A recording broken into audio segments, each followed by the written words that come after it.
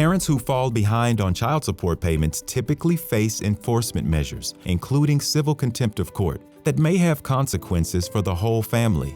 The Procedural Justice-Informed Alternatives to Contempt demonstration, or PJAC, is a new approach developed by the Federal Office of Child Support Enforcement, being evaluated by MDRC and its research partners.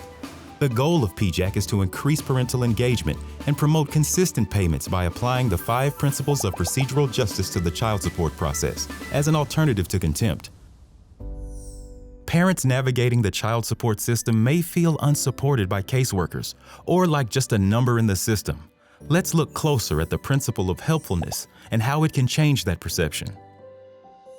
I would just bring it back to basics, which is really good customer service, which to me and to the client means is I can assist you with whatever it may be. I'm not going to push you off to a different team. I'm not going to tell you go to this office. I'm not going to tell you, oh, that's something you have to handle. Helpfulness often requires an element of creative thinking. You're not going to get anything out of anyone who has not paid their child support case in years without being helpful. So you have to learn and try to figure out how to be helpful in a different way. So you have to be sort of kind of creative and try to do something that hasn't been done to make success happen on that case. For example, a caseworker was working with a mother who was recently released from incarceration.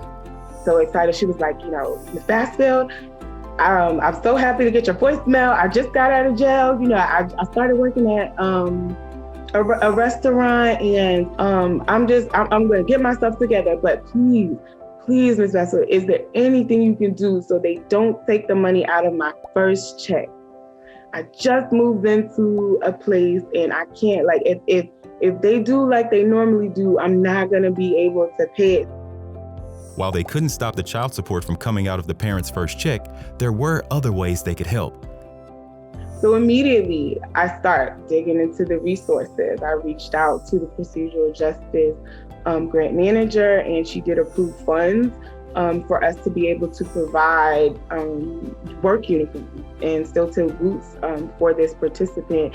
And that was on the strength of being helpful. Knowing that I couldn't do anything for what she needed, but understanding what the implication would be if she could get some relief elsewhere. Caseworkers can work within the limitations of agency policy while finding creative ways to show helpfulness. Without that connection, the client may not have been able to break the cycle of missing payments. She cried and she was like, nobody has ever done that. And are you sure? I feel like I'm being pranked. She really wanted to know, was I pranking her? Because she's never had anybody just be helpful. With funding from the Office of Child Support Enforcement at the U.S. Department of Health and Human Services, MDRC, MEF Associates, and the Center for Court Innovation continue to study the effectiveness of applying procedural justice principles in child support settings in 5 states. To learn more, visit acf.hhs.gov/CSS and mdrc.org.